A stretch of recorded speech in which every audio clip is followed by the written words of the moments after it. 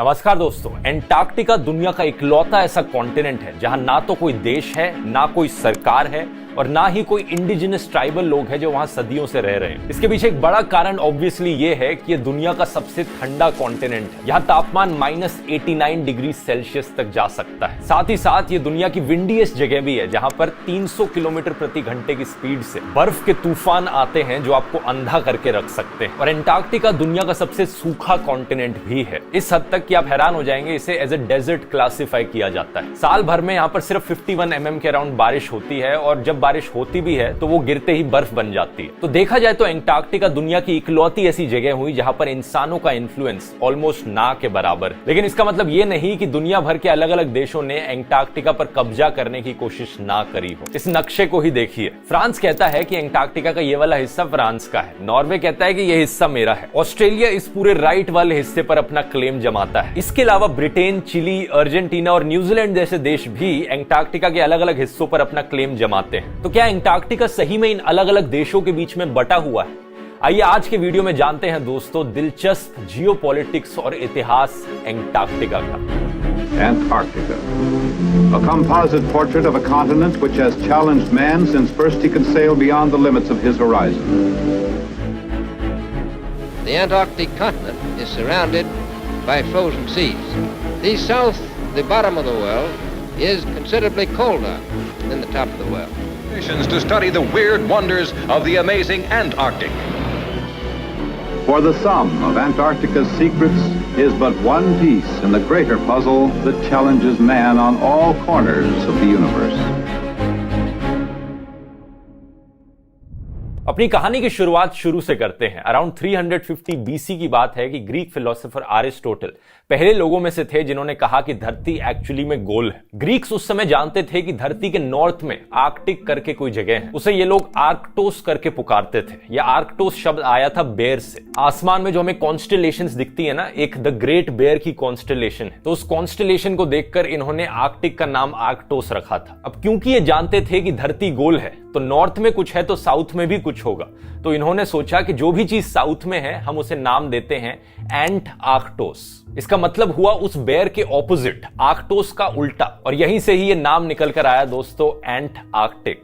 हालांकि पहली बार इंसानों ने सिर्फ 1890s के अराउंड ही एंटार्क्टिका की जमीन पर कदम रखा, लेकिन उससे कई 100 सालों पहले ही एंटार्क्टिका नक्शों में दिखना शुरू हो चुका था। बहुत से एक्सप्लोरर्स ने जब एक्सपीडिशंस करी दुनिया भर में तो वो जानते थे कि साउथ में अगर हम धरती के जाएंगे तो कोई जमीन एग्जिस्ट करती है, लेकिन वो ये नहीं जानते थे कि एग्जैक्टली इस जमीन पर है क्या, ये कितनी बड़ी है, कैसी है। इसी रीजन से जो फ्रेंच एक्सप्लोरर्स थे, जब उन्होंने नक्शा बनाया धरती का साल 1530 में, उन्होंने एंटार्क्टिका को ड्रॉ जरूर किया। इस नक्शे को देखिए, लेफ्ट साइड पर नॉर्दर्न हेमिस्फीयर दिखाया गया है, राइट साइड पर सदर्न हेमिस्फीयर दिखाया गया है। इस सदर्न हेमिस्फीयर के बीच सबसे बड़ी जमीन को इन्होंने नाम दिया है टेरा ऑस्ट्रालिस इनकॉग्निटा। इसका मतलब बना अननोन सदर्न लैंड। इसके करीब 200 सालों बाद साल 1773 में British naval officer James cook पहले इंसान बन जाते हैं एंटार्क्टिक सर्कल के साउथ में जाने वाले। ये करीब 130 किलोमीटर दूर थे एंटार्क्टिका से जब इन्होंने शिप को वापस मोड़ा।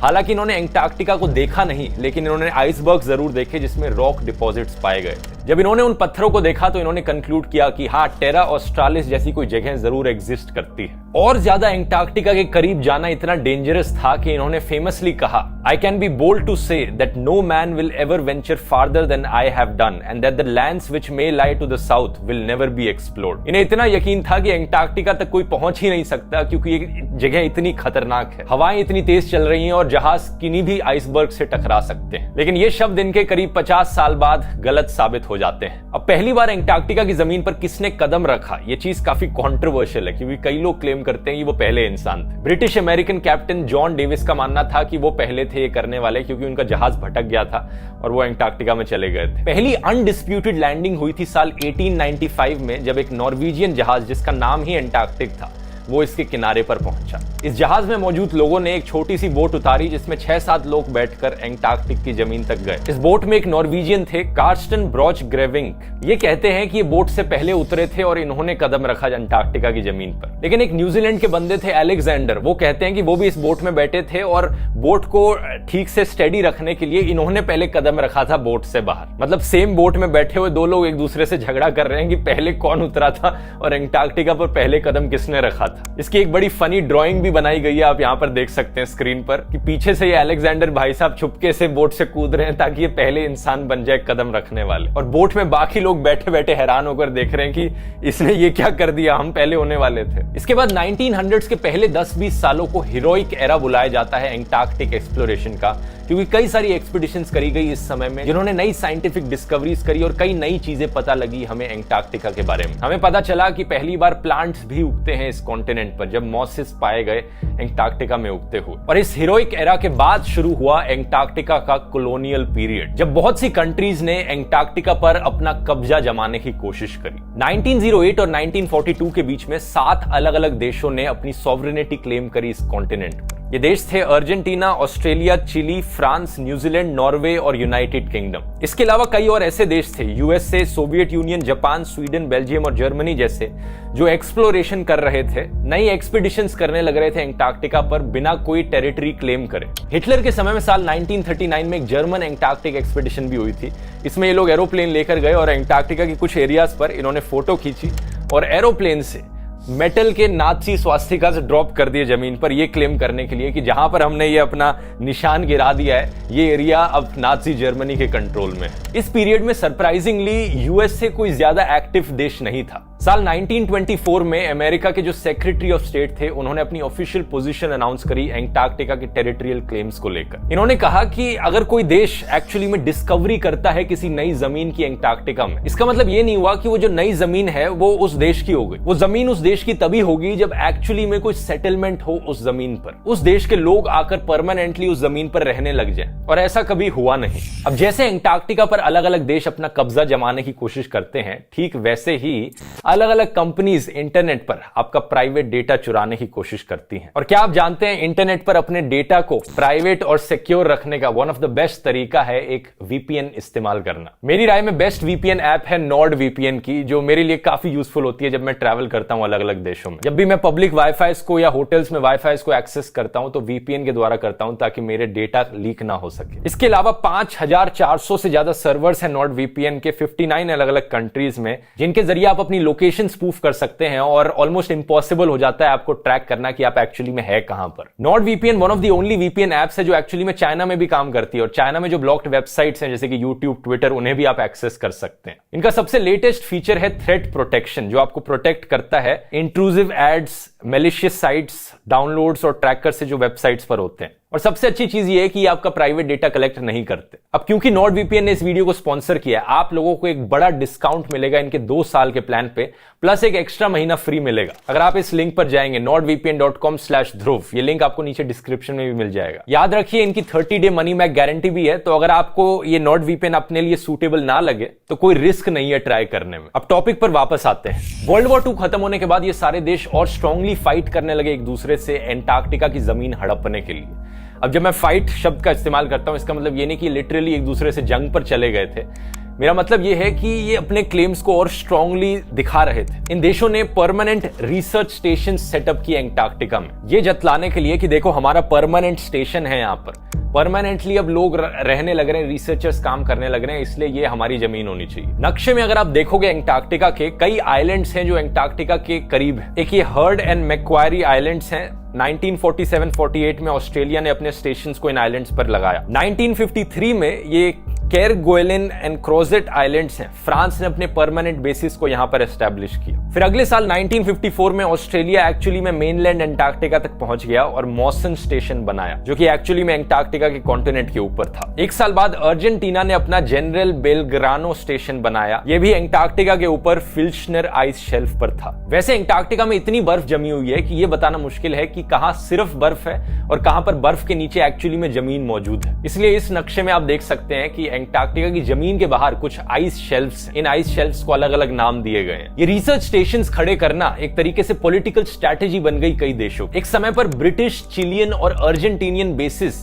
इतने करीब थे एक दूसरे के कि ये कहना कि ये साइंटिफिक रिसर्च करने के लिए स्टेशंस बनाए गए थे, ये चीज साफ साफ पता लग रही थी कि ऐसा नहीं था। ये चीज क्लियरली दिख रही थी कि ये इंटेलिजेंस एक्टिविटीज के लिए ये स्टेशंस बनाए जा रहे हैं। इनफैक्ट इन्हीं 3 देशों के एंटार्क्टिका पर जो टेरिटोरियल क्लेम्स हैं वो भी ओवरलैप होते हैं। एंटार्क्टिका के अब इस पॉलिटिकल मैप को देखिए, ये जो ब्लू डॉट्स हैं ये अलग अलग देशों के आज के दिन बेसिस हैं, रिसर्च स्टेशन हैं जो एग्जिस्ट करते हैं एंटार्क्टिका पर। अब नॉर्वे, ऑस्ट्रेलिया, फ्रांस और न्यूजीलैंड ने जो क्लेम किया है एंटार्क्टिका की जमीन को, ये बड़ा क्लियर है कि ये कौन सी जमीन को क्लेम करते हैं और एक दूसरे के साथ इनका कुछ ओवरलैप नहीं हो रहा। लेकिन नक्शे के लेफ्ट साइड पर अगर आप देखेंगे तो आपको दिखेगा चिली, ब्रिटेन और अर्जेंटीना ने जो क्लेम किया है ये एक दूसरे से ओवरलैप होने लग रहा है। चिली के क्लेम के अंदर ब्रिटिश और अर्जेंटीना के क्लेम भी मौजूद है। साल 1950 में सोवियत यूनियन की सरकार एक मेमोरेंडम इशू करती है बाकी सारे देशों को कि कोई भी देश अगर सोवियत यूनियन से पूछे बिना टेरिटरी क्लेम करेगा, बिना सोवियत की पार्टिसिपेशन के एंटार्क्टिका को लेकर अगर डिसीजंस लेगा, तो हमारा देश किसी भी क्लेम को रिकॉग्नाइज नहीं करेगा। इस समय तक अमेरिका और सोवियत यूनियन के बीच में कोल्ड वॉर की भी शुरुआत हो गई थी और लोगों को अब ये डर लगने लगा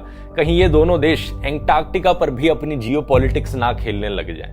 ये दोनों देश वैसे ही अलग अलग एरियाज में दुनिया के लड़ने लग रहे थे एक दूसरे से, कहीं ऐसा ना हो कि ये दोनों एंटार्क्टिका की जमीन पर भी अब लड़ने लग जाए। लेकिन थैंकफुली ऐसा नहीं होता। साल 1958 में अमेरिकन प्रेसिडेंट आइजनहावर बाकी सरकारों को नोटिस इशू करते हैं और कहते हैं कि एक ट्रीटी होनी चाहिए जिससे कि ये इंश्योर किया जा सके कि एंटार्क्टिका हमेशा एक आजाद और पीसफुल जगह रहे। 15 अक्टूबर 1959 को वॉशिंगटन में एक कॉन्फ्रेंस होती है इसको लेकर और 1 दिसंबर 1959 को एंटार्क्टिक ट्रीटी को साइन किया जाता है। इस ट्रीटी में 3 बड़ी चीजें कही जाती हैं। पहला, एंटार्क्टिका को सिर्फ पीसफुल पर्पसेस के लिए इस्तेमाल किया जाएगा। दूसरा, साइंटिफिक इन्वेस्टिगेशन की सबको आजादी होगी। और तीसरा, साइंटिफिक ऑब्जर्वेशन से जो नतीजे निकलेंगे वो फ्रीली एक्सचेंज किए जाएंगे और सबको अवेलेबल होंगे। इस ट्रीटी को शुरुआत में 12 सरकारों के द्वारा साइन किया जाता है जिसमें सारे वो देश इंक्लूडेड थे जो टेरिटरी क्लेम कर रहे थे एंटार्क्टिका पर सबसे इंटरेस्टिंग बात यह है इस ट्रीटी के बारे में कि जो भी क्लेम किया था इन देशों ने, वो क्लेम्स एबॉलिश नहीं किए जाते, वो क्लेम्स खत्म नहीं होते। ये ट्रीटी उन क्लेम्स को बस टेम्पररी सस्पेंड कर देती है। तो लीगली कहा जाए तो ये सारे देश आज के दिन तक उन सारी टेरिटरीज को क्लेम करते रह सकते हैं और वो ये कर भी रहे हैं आज के दिन तक। ये जो एंटार्क्टिका का पॉलिटिकल नक्शा है ये आज के दिन तक भी वैलिड है। इसमें सबसे बड़ा शेयर है ऑस्ट्रेलिया का।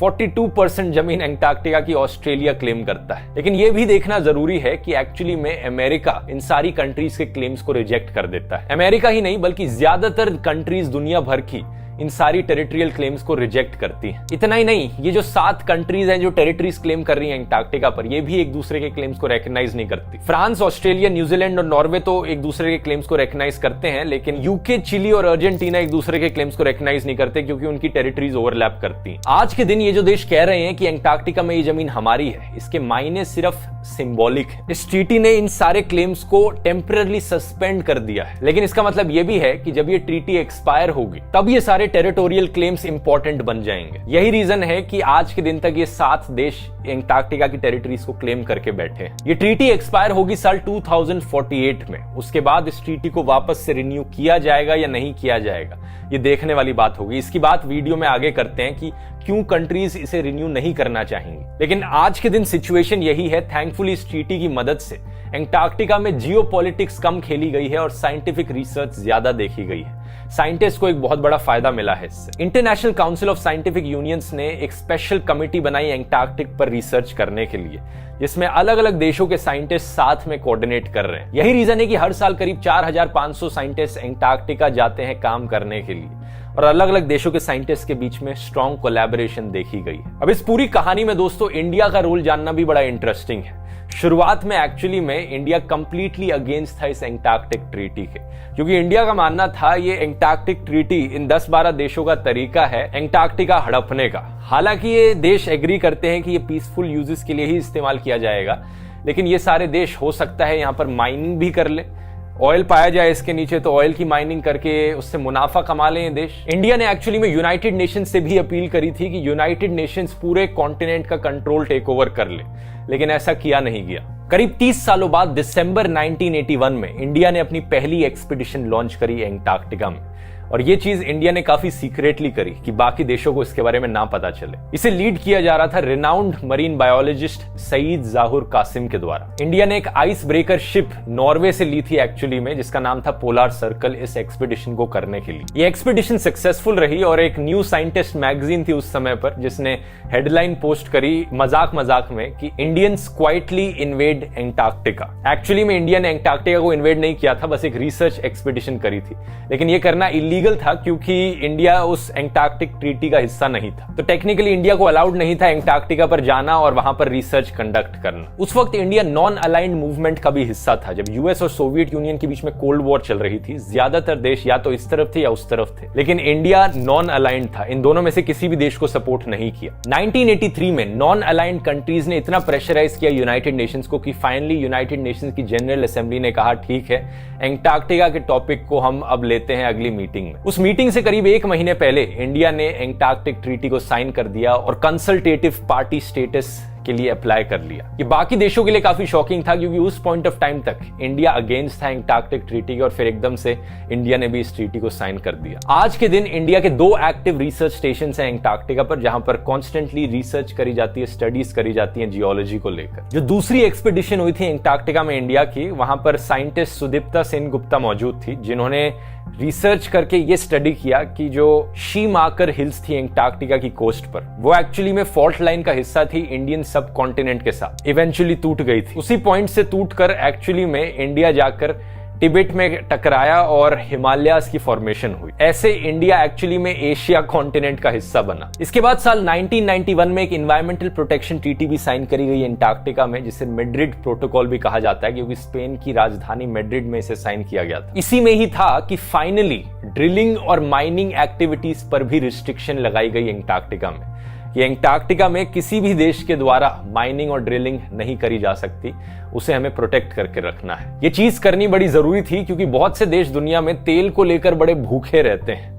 ऑयल की एक्सप्लोरेशन के नाम पर कितनी ही जगहों को तबाह किया जा चुका है। और साल 1992 में एक स्टडी करी गई थी यूएस जियोलॉजिकल सर्वे एक्सपर्ट के द्वारा, जिसने पाया कि एंटार्क्टिका के नीचे 19 बिलियन बैरल्स ऑफ ऑयल हैं जिसे रिकवर किया जा सकता है। रशिया में मिनरल एक्सप्लोरर्स का कहना है कि एंटार्क्टिका के नीचे एक्चुअली में 500 billion barrels of oil and gas हैं। लेकिन 2 कारण है कि आज के दिन तक एंटार्क्टिका में ऑयल की माइनिंग क्यों नहीं करेगी।